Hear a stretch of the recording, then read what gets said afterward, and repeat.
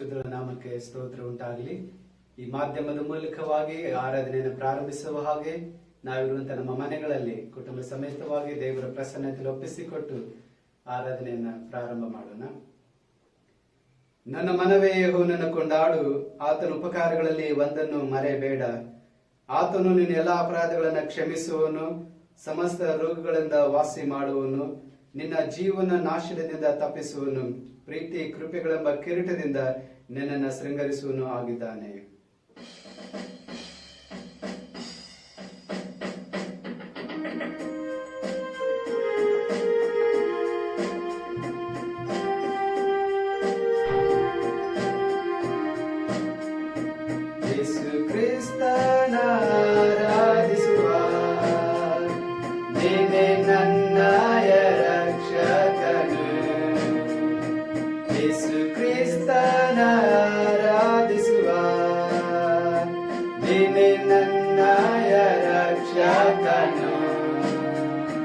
ನಿನ್ನ ರಕ್ತದಿಂದ ನನ್ನ ಶುದ್ಧಿಸಿದೆ, ನಿನ್ನ ಬಾಸುಂಡೆಗಳಿಂದ ನನ್ನ ಗುಣಪಡಿಸಿದೆ.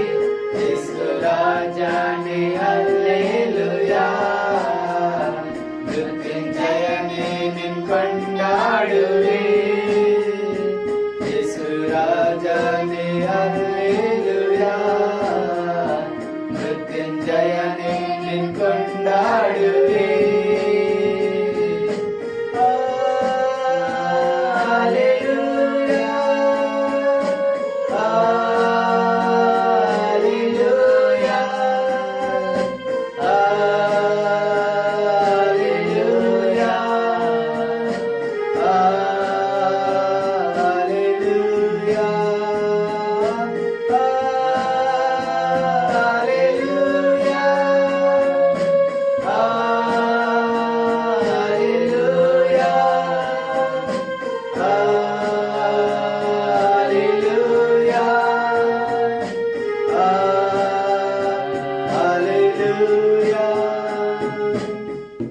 ಪರಿಶುದ್ಧನು ಮಹೋನ್ನತನಾಗಿರುವಂತಹ ನಮ್ಮ ಪರಲೋಕದ ತಂದೆಯೇ, ಪರಿಶುದ್ಧವಾದಂತಹ ಈ ಆರಾಧನೆಯಲ್ಲಿ ಸೇರಿ ಬಂದಿರುವಂತಹ ನಮ್ಮೆಲ್ಲರನ್ನ ನಿಮ್ಮ ಆಧೀನಕ್ಕೆ ಒಪ್ಪಿಸಿ ಕೊಡುತ್ತೇವೆ. ಬಾ ಸ್ವಾಮಿ, ಚಲಿಸುವ ಆತ್ಮನೇ ನಮ್ಮ ಮನೆಗಳಲ್ಲಿ, ನಮ್ಮ ಹೃದಯದಲ್ಲಿ ನೀನು ಚಲಿಸಿ ನಿನ್ನ ಪ್ರಸನ್ನತೆಯನ್ನು ಅನುಗ್ರಹ ಮಾಡಿ ಸ್ವಾಮಿ. ಈ ಆರಾಧನೆಗೆ ನನ್ನಲ್ಲಿ ನಮ್ಮಲ್ಲಿರುವಂತ ಎಲ್ಲ ತಡೆಗಳನ್ನ ಒಡೆದು ಹಾಕು. ಆತ್ಮ ಸ್ವರೂಪನಾಗಿರುವಂತ ನಿನ್ನನ್ನ ಆತ್ಮದಿಂದಲೂ ಸತ್ಯದಿಂದಲೂ ನಾವು ಆರಾಧಿಸಲಿಕ್ಕಾಗಂತೆ ಕೃಪೆ ಮಾಡು. ನಮ್ಮ ಆರಾಧನೆ ಆರಂಭವು ತಂದೆ, ಕುಮಾರ, ಪರಿಶುದ್ಧಾತ್ಮನಾಗಿರುವ ತ್ರೈಕ ದೇವರ ನಾಮದಲ್ಲಿ ಉಂಟಾಗಲಿ. ಆಮೆನ್. ಪರಿಶುದ್ಧವಾದಂತ ಈ ಆರಾಧನೆಯಲ್ಲಿ ನಾವು ದೇವರನ್ನ ಮಹಿಮೆ ಪಡಿಸುವ ಹಾಗೆ ಹಾಡುವ ಸಂಗೀತಗಳಲ್ಲಿ 9ನೇ ಸಂಗೀತವನ್ನು ಹಾಡಿಕೊಳ್ಳುವ. ಶುದ್ಧ ಶುದ್ಧ ಶುದ್ಧ ಸರ್ವಶಕ್ತ ದೇವ, ಹರ್ಷದಿಂದ ಹಾಡಿ ಕೊಂಡಾಡಿಕೊಳ್ಳುವೆ. 2 ಚರಣಗಳನ್ನ ಹಾಡಿಕೊಳ್ಳೋಣ.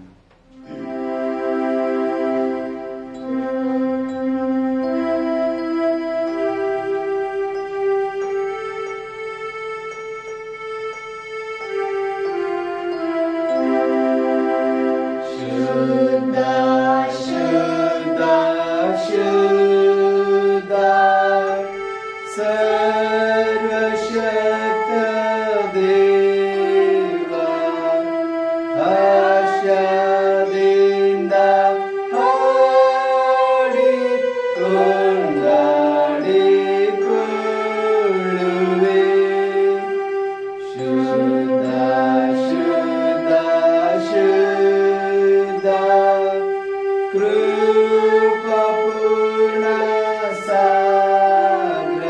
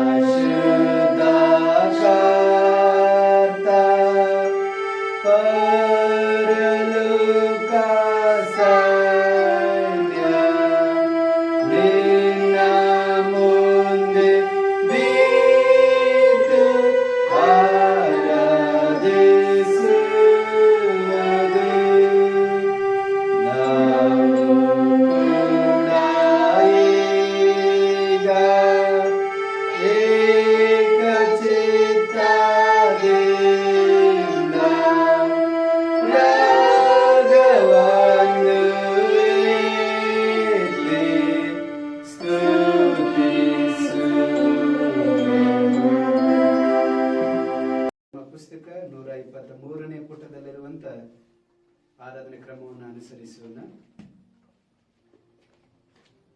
ಪ್ರಾರ್ಥನೆ ಮಾಡೋಣ. 123ನೇ ಪುಟ. ಕೃತಜ್ಞತಾ ಸ್ತುತಿಯೊಡನೆ ಆತನ ಮಂದಿರ ದ್ವಾರಗಳಿಗೂ ಕೀರ್ತನೆಯೊಡನೆ ಆತನ ಅಂಗಳಗಳಿಗೂ ಬನ್ನಿರಿ. ಆತನ ಉಪಕಾರ ಸ್ಮರಿಸಿರಿ, ಆತನ ನಾಮವನ್ನು ಕೊಂಡಾಡಿರಿ.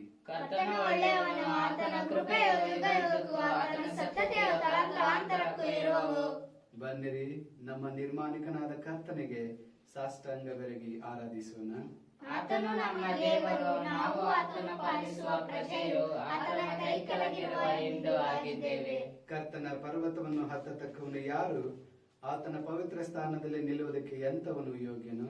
ಯಾವನು ಅಯೋಗ್ಯ ಕಾರ್ಯಗಳಲ್ಲಿ ಮನಸ್ಸಿಡದೆ ಮೋಸ ಪ್ರಮಾಣ ಮಾಡದೆ ಶುದ್ಧ ಹಸ್ತವೂ ನಿರ್ಮಲ ಮನಸ್ಸುಳ್ಳವನಾಗಿದ್ದಾನೋ ಅವನೇ. ಕರ್ತನಾದ ನಮ್ಮ ದೇವರು ಕರುಣಿಸುವನು, ಕ್ಷಮಿಸುವನಾಗಿದ್ದಾನೆ. ನಾವು ಆತನಿಗೆ ತಿರುಗಿ ಬಿದ್ದೇವಲ್ಲ. ಕರ್ತನಾದ ನಮ್ಮ ದೇವರ ಮಾತನ್ನು ಕೇಳಲಿಲ್ಲ, ನಮಗೆ ಗೊತ್ತು ಮಾಡಿದ ಧರ್ಮ ಮಾರ್ಗದಲ್ಲಿ ನಡೆಯಲಿಲ್ಲ. ಕುಗ್ಗಿದ ಮನಸ್ಸೇ ದೇವರಿಗೆ ಇಷ್ಟ ಯಜ್ಞ, ದೇವರೇ ಪಶ್ಚಾತ್ತಾಪದಿಂದ ಜಜ್ಜಿಹೋದ ಮನಸ್ಸನ್ನು ನೀನು ತಿರಸ್ಕರಿಸುವುದಿಲ್ಲ. ಯೇಸು ಇಂತೆಂದನು, ಎಲೆ ಕಷ್ಟಪಡುವವರೇ, ಹೊರೆ ಹೊತ್ತವರೇ, ನೀವೆಲ್ಲರೂ ನನ್ನ ಬಳಿಗೆ ಬನ್ನಿರಿ, ನಾನು ನಿಮಗೆ ವಿಶ್ರಾಂತಿ ಕೊಡುವೆನು. ನಾನು ಎದ್ದು ನನ್ನ ತಂದೆಯ ಬಳಿಗೆ ಹೋಗಿ ಆತನಿಗೆ, ಅಪ್ಪ, ಪರಲೋಕಕ್ಕೆ ವಿರೋಧವಾಗಿಯೂ ನಿನ್ನ ಮುಂದೆಯೂ ಪಾಪ ಮಾಡಿದ್ದೇನೆ ಎಂದು ಹೇಳುವೆನು. ಕರ್ತನೇ, ನನ್ನ ಶರಣನೇ, ನನ್ನ ವಿಮೋಚಕನೇ, ನನ್ನ ಮಾತುಗಳು ನನ್ನ ಹೃದಯದ ಧ್ಯಾನವು ನಿನಗೆ ಸಮರ್ಪಕವಾಗಿರಲಿ. ಪ್ರಾರ್ಥನೆ ಮಾಡುವ. ಸರ್ವ ಸ್ತುತಿಗಳಿಗೆ ಪಾತ್ರನಾಗಿರುವಂತಹ ನಮ್ಮ ಪರಲೋಕದ ತಂದೆಯೇ, ಪರಿಶುದ್ಧವಾದಂತಹ ಈ ಸಭಾ ದಿವಸದಲ್ಲಿ ನಿನ್ನ ಭಕ್ತರಾಗಿರುವಂತ ನಾವು ನಮ್ಮ ಮನೆಗಳಲ್ಲಿ ಕುಳಿತುಕೊಂಡು ನಿನ್ನ ಪ್ರಸನ್ನತೆಯನ್ನು ಅನುಭವಿಸಿ ನಿಮ್ಮನ್ನು ಆರಾಧಿಸಲು ಕೊಟ್ಟಿರುವಂತಹ ಅವಕಾಶಕ್ಕಾಗಿ ಸ್ತೋತ್ರ ಸ್ವಾಮಿ. ಉಪದ್ರವದ ದಿನಗಳಲ್ಲಿ ನಮ್ಮೆಲ್ಲರನ್ನ ವಿಶೇಷವಾದ ರೀತಿಯಲ್ಲಿ ನೀನು ಕಾಯ್ದು ಕಾಪಾಡುತ್ತಾ ಬಂದಿದ್ದಿ. ನಿನ್ನ ಆಶ್ರಯದಲ್ಲಿ ನಮ್ಮನ್ನು ಸುರಕ್ಷಿತವಾಗಿಟ್ಟಿರುವುದಕ್ಕಾಗಿ ನಮಗೆ ಕೋಟಿ ಕೃತಜ್ಞತೆಯನ್ನ ಸ್ತೋತ್ರವನ್ನು ಸಲ್ಲಿಸುತ್ತೇವೆ. ಈ ಆರಾಧನೆಯಲ್ಲಿ ದೇವರೇ, ಸ್ತೋತ್ರದ ಬಲಿಪೀಠವನ್ನು ಕಟ್ಟಿಕೊಂಡು ನಿಮ್ಮನ್ನು ಆರಾಧಿಸಲು ಕೊಟ್ಟಿರುವಂತಹ ಅವಕಾಶಕ್ಕಾಗಿ ಸ್ತೋತ್ರ. ನಮ್ಮ ಆರಾಧನೆಯನ್ನ, ಕೃತಜ್ಞತಾ ಸ್ತುತಿಯನ್ನ ನಿನಗೆ ಸಮರ್ಪಿಸಲು ನಿನ್ನ ಪಾದ ಸನ್ನಿಧಿಗೆ ನಾವು ಸೇರಿ ಬಂದಿದ್ದೇವೆ. ಈ ಸಮಯದಲ್ಲಿ ನಮಗಾಗಿ ಮಾತ್ರ ಅಲ್ಲದೆ ಬೇರೆಯವರಿಗಾಗಿ ಪ್ರಾರ್ಥಿಸುವಂತೆ ನಮಗೆ ಸಹಾಯವನ್ನು ಮಾಡು. ನಿನ್ನ ಪವಿತ್ರ ವಾಕ್ಯವನ್ನು ಕೇಳಿ ನಿನ್ನ ಪ್ರೀತಿಯ ಮಹಾ ಅತಿಶಯವನ್ನು ಹೆಚ್ಚು ಹೆಚ್ಚಾಗಿ ಗ್ರಹಿಸುವಂತೆಯೂ ನಮ್ಮ ಜೀವಮಾನಗಳೆಲ್ಲ ನಿನ್ನ ಕೃಪೆಯ ಫಲಗಳನ್ನು ಕೊಡುತ್ತಾ ಬರುವಂತೆ ಅನುಗ್ರಹಿಸಬೇಕೆಂದು ನಮ್ಮ ಕರ್ತನಾದ ಯೇಸು ಕ್ರಿಸ್ತನ ಮುಖಾಂತರ ನಿನ್ನನ್ನು ಬೇಡಿಕೊಳ್ಳುತ್ತೇವೆ. ಆಮೆನ್. ದೇವರ ಪ್ರಸನ್ನತೆಯಲ್ಲಿ ಕ್ಷಣ ಹೊತ್ತು ಮೌನವಾಗಿದ್ದುಕೊಂಡು ನಮ್ಮನ್ನು ನಾವು ಪರೀಕ್ಷೆ ಮಾಡಿಕೊಳ್ಳೋಣ. ನಿಮ್ಮ ಅಪರಾಧಗಳೇ ನಿಮ್ಮನ್ನ ದೇವರಿಂದ ಅಗಲಿಸುತ್ತಾ ಬಂದಿವೆ. ಆತನು ಕೇಳಲಾರದ ಹಾಗೆ ಆತನ ಮುಖಕ್ಕೆ ಅಡ್ಡಗೋಡೆಯಾಗಿವೆಂಬುದಾಗಿ ಪ್ರವಾದಿ ಎಚ್ಚರಿಸಿದ ಹಾಗೆ ಈ ಸಮಯದಲ್ಲಿ ನಮ್ಮ ಮನಸ್ಸಿನಲ್ಲಿ ದೇವರಿಗೆ ವಿರೋಧವಾಗಿ, ನಮ್ಮ ನೆರೆಹೊರೆಯವರಿಗೆ ವಿರೋಧವಾಗಿ ತಿಳಿದು ತಿಳಿಯದು ಮಾಡಿದಂತೆ ಎಲ್ಲ ತಪ್ಪುಗಳನ್ನು, ಅಪರಾಧಗಳನ್ನು ಅರಿಕೆ ಮಾಡಿಕೊಳ್ಳುವ ಹಾಗೆ ಆತನ ಕ್ರೂಜಿ ಅಡಿದವರಲ್ಲಿ ನಮ್ಮನ್ನು ತಗ್ಗಿಸಿಕೊಂಡವರಾಗಿ ನಿಜವಾದ ಪಶ್ಚಾತ್ತಾಪದ ಹೃದಯದಿಂದ, ಮಾನಸಾಂತರದ ಮನಸ್ಸಿನಿಂದ ಬನ್ನಿ, ಪಶ್ಚಾತ್ತಾಪದಿಂದ ಸ್ವಾಮಿ ಹತ್ರ ಬರುವ.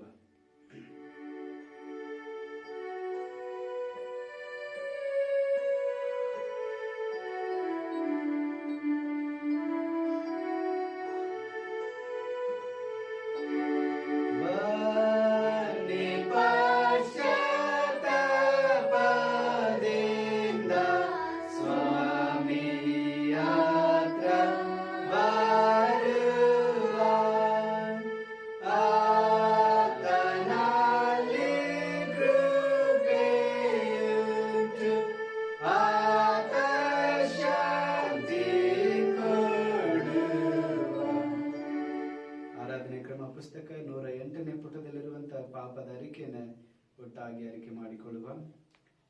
ಸರ್ವಶಕ್ತನಾದ ಅಧಿಕಾರಿಗಳ ತಂದೆಯೇ, ನಾವು ತಪ್ಪಿಸಿಕೊಂಡ ಕುರಿಗಳಂತೆ ನಿನ್ನ ಮಾರ್ಗವನ್ನು ಬಿಟ್ಟು ನಡೆದಿದ್ದೇವೆ. ಹೆಚ್ಚಾಗಿ ನಮ್ಮ ಇಷ್ಟಾನುಸಾರವೇ ನಡೆದಿದ್ದೇವೆ. ನಿನ್ನ ಪವಿತ್ರ ಆಜ್ಞೆಗಳನ್ನು ಮೀರಿದ್ದೇವೆ. ಮಾಡತಕ್ಕದನ್ನು ಮಾಡದೆ ಮಾಡಬಾರದನ್ನು ಮಾಡಿದ್ದೇವೆ. ನಮ್ಮಲ್ಲಿ ಯಾವ ಸ್ವಸ್ಥತೆಯೂ ಇಲ್ಲ. ನೀನಾದರೂ ಕರ್ತನೇ, ನೀಚ ಪಾಪಿಗಳಾದ ನಮ್ಮನ್ನು ಕರುಣಿಸು. ತಮ್ಮ ತಪ್ಪುಗಳನ್ನು ಅರಿಕೆ ಮಾಡುವವರಿಗೆ ಕೃಪೆ ತೋರಿಸು. ನಮ್ಮ ಕರ್ತನಾದ ಕ್ರಿಸ್ತ ಯೇಸುವಿನಲ್ಲಿ ನೀನು ಮನುಷ್ಯರಿಗೆ ಮಾಡಿರುವ ವಾಗ್ದಾನಗಳ ಮೇರೆಗೆ ಪಶ್ಚಾತ್ತಾಪ ಪಡುವವರನ್ನು ಉದ್ಧರಿಸು. ಬಹು ಕನಿಕರಗಳ ತಂದೆಯೇ, ನಿನ್ನ ಪವಿತ್ರ ನಾಮಕ್ಕೆ ಮಹಿಮೆ ಉಂಟಾಗುವಂತೆ ನಾವು ನಿಮ್ಮ ಮೇಲೆ ದೈವ ಭಕ್ತಿಯು ನೀತಿಯು ಸ್ವಸ್ಥ ಚಿತ್ತವುಳ್ಳವರಾಗಿ ಜೀವಿಸುವ ಹಾಗೆ ಆತನ ನಿಮಿತ್ತ ಸಹಾಯ ಮಾಡಿಸು. ಮಾನವ ಕೋಟಿ ಜನಾಂಗವನ್ನ ಪಾಪದಿಂದ ಶಾಪದಿಂದ ನಿತ್ಯ ನರಕದಿಂದ ಬಿಡುಗಡೆ ಮಾಡುವುದಕ್ಕಾಗಿ ನಿನ್ನ ಪ್ರಾಣವನ್ನೇ ಕೊಟ್ಟು ನಮ್ಮನ್ನು ರಕ್ಷಿಸಿದಂತ ನಮ್ಮ ರಕ್ಷಕನೇ, ನಿಮಗೆ ಅನಂತ ಕೋಟಿ ಸ್ತೋತ್ರಪ್ಪ. ನೀನು ಯಾವಾಗಲೂ ನಮ್ಮಲ್ಲಿ ತಪ್ಪು ಹುಡುಕುವಂತ ದೇವರಲ್ಲ, ನಿತ್ಯವೂ ನಮ್ಮ ಮೇಲೆ ಕೋಪಿಸಿಕೊಳ್ಳುವಂತ ದೇವರಲ್ಲ. ಪೂರ್ವಕ್ಕೂ ಪಶ್ಚಿಮಕ್ಕೂ ಎಷ್ಟು ದೂರವೂ ನಮ್ಮ ದ್ರೋಹಗಳನ್ನು ನಮ್ಮಿಂದ ತೆಗೆದು ಅಷ್ಟು ದೂರ ಮಾಡಿದ್ದಕ್ಕಾಗಿ ಸ್ತೋತ್ರ ಸ್ವಾಮಿ. ನಾವು ಕೂಡ ನಿನ್ನ ಪ್ರೀತಿಗೆ, ನಿಮ್ಮ ತ್ಯಾಗಕ್ಕೆ, ನಿಮ್ಮ ಕೃಪೆಗೆ ಬದಲಾಗಿ ಈ ಒಂದೇ ಒಂದು ಜೀವಿತವನ್ನ ನಿನ್ನ ನಾಮದ ಮಹಿಮೆಗಾಗಿ ಜೀವಿಸುತ್ತಾ ನಿನ್ನ ಬರುಣಕ್ಕಾಗಿ ನಮ್ಮನ್ನು ನಾವು ಸಿದ್ಧಪಡಿಸಿಕೊಳ್ಳಲಿಕ್ಕಾಗುವಂತೆ ನಿನ್ನ ಆತ್ಮನ ವರಗಳಿಂದ ನಮ್ಮನ್ನು ತುಂಬಿಸಿ ನಡೆಸಬೇಕಾಗಿ ಯೇಸುವಿನ ನಾಮದಲ್ಲಿ ಬೇಡುತ್ತೇವೆ ತಂದೆಯೇ, ಆಮೆನ್. ಪರಿಶುದ್ಧವಾದಂತಹ ಆರಾಧನೆಗೆ ಉತ್ತರ ಪ್ರತ್ಯುತ್ತರವಾಗಿ ದಾವೀದನ ಕೀರ್ತನೆ 34ನೇ ಕೀರ್ತನೆ 1ರಿಂದ 10 ವಾಕ್ಯಗಳನ್ನ ಉತ್ತರ ಪ್ರತ್ಯುತ್ತರವಾಗಿ ಓದಿಕೊಳ್ಳುವ. Psalms 34 for our responsive reading.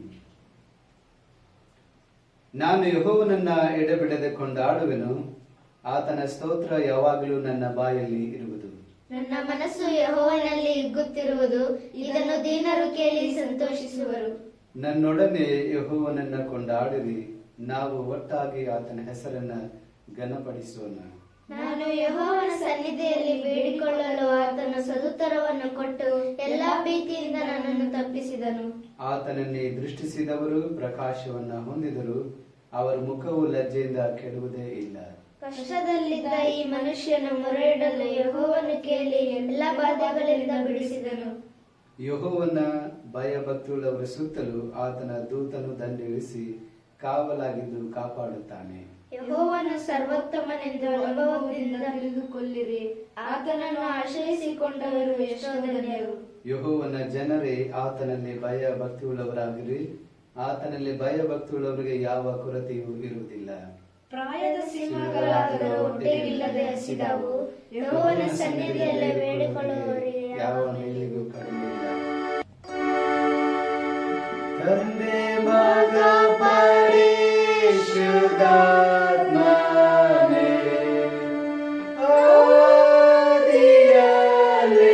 ಆದಿಯಲ್ಲಿದ್ದಂತೆ ಈಗಲೂ ಯಾವಾಗಲೂ ಮಹಿಮೆಯಾಗಲಿ.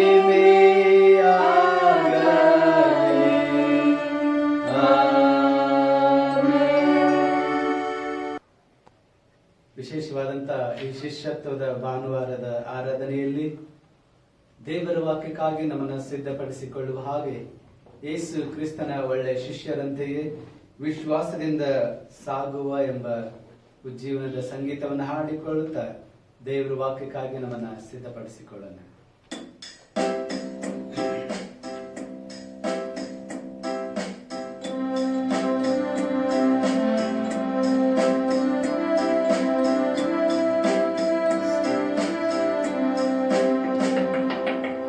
ಯೇಸು ಕ್ರಿಸ್ತನ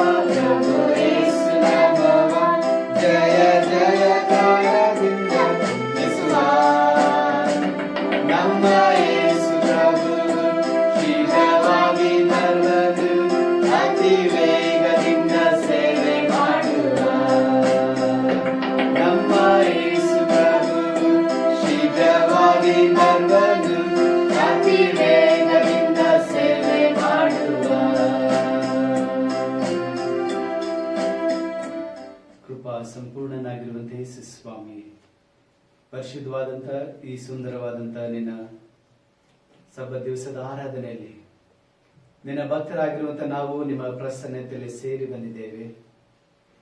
ಇಷ್ಟು ದಿನಗಳ ಕಾಲ ಕರ್ತನೆ, ಹೆಜ್ಜೆ ಹೆಜ್ಜೆಗೂ ನಮಗೆ ನೀನು ರಕ್ಷಕನು, ಸಹಾಯಕನು, ಆರೋಗ್ಯದಾಯಕನು, ಆಶ್ರಯ ದುರ್ಗವಾಗಿದ್ದುಕೊಂಡು ನಿಮ್ಮ ಆಶ್ರಯದಲ್ಲಿ ನಮ್ಮನ್ನ ಆರೋಗ್ಯವಾಗಿ, ಸಮೃದ್ಧಿ, ಸಮಾಧಾನ, ನೆಮ್ಮದಿಯಾಗಿಟ್ಟಿದ್ದಕ್ಕಾಗಿ ಸ್ತೋತ್ರ ಸ್ತೋತ್ರ ಸ್ವಾಮಿ. ಈ ವರ್ಷದ 6ನೇ ತಿಂಗಳನ್ನ ಈ ಕೊನೆಯ ಭಾನುವಾರದ ಆರಾಧನೆಯಲ್ಲಿ ನಾವಿರುವಂತ ನಮ್ಮ ಮನೆಗಳಲ್ಲಿ ನಿನ್ನ ಪ್ರಸನ್ನತೆಯನ್ನು ಅನುಭವಿಸಲು ಕೊಟ್ಟಂತ ಅವಕಾಶಕ್ಕಾಗಿ ಸ್ತೋತ್ರ ಸ್ವಾಮಿ. ಬಾ ಸ್ವಾಮಿ, ಒಬ್ಬೊಬ್ಬರ ಮನೆಗಳಲ್ಲಿ ನೀನು ಚಲಿಸು, ಒಬ್ಬೊಬ್ಬರ ಕುಟುಂಬದಲ್ಲಿ ಅವರ ಹೃದಯಗಳಲ್ಲಿ ನೀನು ಚಲಿಸಿ ನಿನ್ನ ಮಹಿಮಾ ದರ್ಶನದ ಅನುಭವವನ್ನು ಎಲ್ಲರೂ ಹೊಂದಿಕೊಳ್ಳಲಿಕ್ಕಾಗುತ್ತೆ ಕೃಪೆ ಮಾಡಿ ಸ್ವಾಮಿ. ಈ ಸಮಯದಲ್ಲಿ ದೇವರೇ, ನಮ್ಮ ಆತ್ಮಿಕ ಕಣ್ಣುಗಳನ್ನ ತೆರೆಯ ಮಾಡು. ನಿನ್ನ ವಾಕ್ಯವನ್ನು ಓದುವಂತವರು, ಹೇಳಿ ಕೇಳಿ ಧ್ಯಾನಿಸುವಂತವರು ಮಾತ್ರವಾಗಿರದೆ ವಾಕ್ಯದ ಪ್ರಕಾರವಾಗಿ ನಮ್ಮನ್ನ ರೂಪಿಸಿಕೊಳ್ಳಲಿಕ್ಕಾಗುವಂತೆ ಕೃಪೆ ಮಾಡಿ ಸ್ವಾಮಿ. ನಮ್ಮ ಹೃದಯದ ಧ್ಯಾನಗಳು, ನಮ್ಮ ಬಾಯಿ ಮಾತುಗಳು ಈ ಆರಾಧನೆಯಲ್ಲಿ ನಿಮಗೆ ಸಮರ್ಪಕವಾಗಿರಲಿ ತಂದೆಯೇ. ಆಮೇಲೆ ಯೇಸು ಕ್ರಿಸ್ತನಲ್ಲಿ ಅತ್ಯಂತ ಪ್ರೀತಿಯುಳ್ಳ ಸಭೆಯವರೇ, ನಂಬಿಗಸ್ತನಾದ ದೇವರು ಉಪದ್ರವದ ದಿನಗಳಲ್ಲಿ ಅನೇಕ ಹೋರಾಟಗಳು, ಭಯಗಳು, ಸಮಸ್ಯೆಗಳು ತುಂಬಿದಂತ ಈ ಪ್ರಪಂಚದಲ್ಲಿ ಹೆಜ್ಜೆ ಹೆಜ್ಜೆಗೂ ನಮ್ಮ ಜೊತೆಯಲ್ಲಿ ಇಮ್ಮಾನುವೇಲನಾಗಿದ್ದುಕೊಂಡು ಎಲ್ಲ ಭಯಗಳನ್ನು ನೀಗಿಸಿ ಉಪದ್ರವಗಳಿಂದ ನಮ್ಮನ್ನು ತಪ್ಪಿಸಿ ಕಾಪಾಡಿ ಈ ವರ್ಷದ 6ನೇ ತಿಂಗಳಿನ ಕೊನೆಯ ಭಾನುವಾರಕ್ಕೆ ನಿಮ್ಮನ್ನು ನಡೆಸಿದ ಹಾಗೆ ಮುಂದಿನ ದಿನಗಳಲ್ಲೂ ಕೂಡ ದೇವರು ತನ್ನ ಶುಭ ಕೃಪೆಗಳನ್ನ ನಿಮ್ಮ ಬಾಳಿಗೆ ಅನುಗ್ರಹಿಸಿ ತನ್ನ ಉದ್ದೇಶವನ್ನ ನಿಮ್ಮ ಜೀವನದಲ್ಲಿ ನೆರವೇರಿಸಲಿ ಎಂಬುದಾಗಿ ಕ್ರಿಸ್ತನಲ್ಲಿ ನಿಮಗೆ ಶುಭವನ್ನ ಕೋರುವಂತವನಾಗಿದ್ದೇನೆ. ಪ್ರಿಯರೇ, ಇವತ್ತಿನ ವಾಕ್ಯದ ಪ್ರಸ್ತಾಪ ಕಾಸ್ಟ್ ಆಫ್ ಡಿಸೈಪಲ್ಶಿಪ್, ಶಿಷ್ಯತ್ವದ ಬೆಲೆ ಎಂಬುದಾಗಿ. ಪ್ರಿಯರೇ, ಈ ಲೋಕದಲ್ಲಿ ಗುರು ಮತ್ತು ಶಿಷ್ಯರ ಜೀವನ ಬಹಳ ವಿಶೇಷವಾದಂತ, ಶ್ರೇಷ್ಠವಾದಂತ ಒಂದು ಜೀವನವಾಗಿದೆ. ಪ್ರತಿ ಶಿಷ್ಯನ ಗುರಿ ಏನಂದ್ರೆ ತನ್ನ ಗುರುವಿನ ಹಾಗೆ ಆಗಬೇಕೆಂಬುದೇ ಆತನ ಮುಖ್ಯ ಗುರಿ, ಉದ್ದೇಶ. ಅದಕ್ಕಾಗಿ ಆತನು ಜೀವನ ಪರ್ಯಂತರ ಪ್ರಯಾಸ ಪಡಬೇಕಾಗಿರುತ್ತದೆ.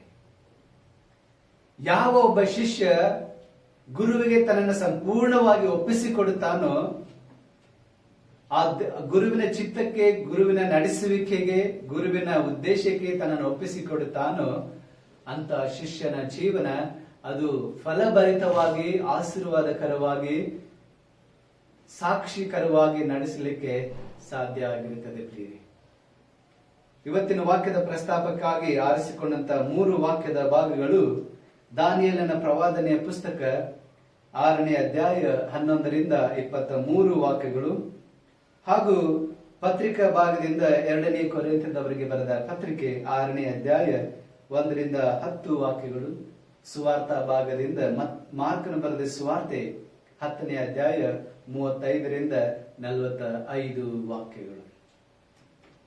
ಪ್ರಿಯರೇ, ಯೇಸು ಸ್ವಾಮಿ ಈ ಲೋಕದಲ್ಲಿ ತಾನು ಒಬ್ಬ ಗುರು ಎಂಬುದಾಗಿ ಕರೆಸಿಕೊಂಡಂತ ಕಾರ್ಯಗಳನ್ನು ನಾವು ನೋಡುವುದಾದ್ರೆ, ಆತನಲ್ಲಿರುವಂತಹ ಗುಣಾತಿಶಯಗಳನ್ನ ಕುರಿತು, ಆತನ ಅದ್ಭುತಗಳನ್ನು ಕುರಿತು, ಆತನ ಸೇವೆಯನ್ನು ಕುರಿತು ಕಂಡಂತ ಜನರು ಆತನಿಗೆ ಶ್ರೇಷ್ಠ ಗುರು ಎಂಬುದಾಗಿ ಆತನಿಗೆ ಹೆಸರನ್ನ ಕೊಟ್ಟಿದ್ದಾರೆ. ಪ್ರಿಯರೇ, ಮಾತ್ರ ಅಲ್ಲದೆ ಯೇಸು ಸ್ವಾಮಿ ತನ್ನ ಸೇವೆಯನ್ನ ಪ್ರಾರಂಭ ಮಾಡುವಾಗ ತನ್ನ ಜೊತೆಯಲ್ಲಿರುವುದಕ್ಕಾಗಿ, ಸೇವೆಯ ಅನುಭವವನ್ನು ಹೊಂದಿಕೊಳ್ಳುವುದಕ್ಕಾಗಿ, ಸೇವೆಯನ್ನ ಮಾಡುವುದಕ್ಕಾಗಿ ಶಿಷ್ಯರನ್ನ ಆರಿಸಿಕೊಳ್ಳುವುದನ್ನ ನಾವು ವೇದ ವಾಕ್ಯದಲ್ಲಿ ನೋಡುತ್ತೇವೆ. ಪ್ರಿಯರೇ, ಸೇವೆಯನ್ನು ಪ್ರಾರಂಭಿಸುವಾಗ ಆತನು 12 ಜನ ಶಿಷ್ಯರನ್ನ ಉದ್ದೇಶಪೂರ್ವಕವಾಗಿ ಆತನು ಆರಿಸಿಕೊಂಡಿದ್ದಾನೆ. ಶಿಷ್ಯರ ಸ್ವಭಾವಗಳು, ಉದ್ಯೋಗಗಳು ಬೇರೆ ಬೇರೆ ಆಗಿತ್ತು. ಅವರ ಜೀವನ ಶೈಲಿಗಳು ಬೇರೆ ಆಗಿತ್ತು, ಬೇರೆ ಬೇರೆ ವ್ಯತ್ಯಾಸಕರವಾಗಿತ್ತು.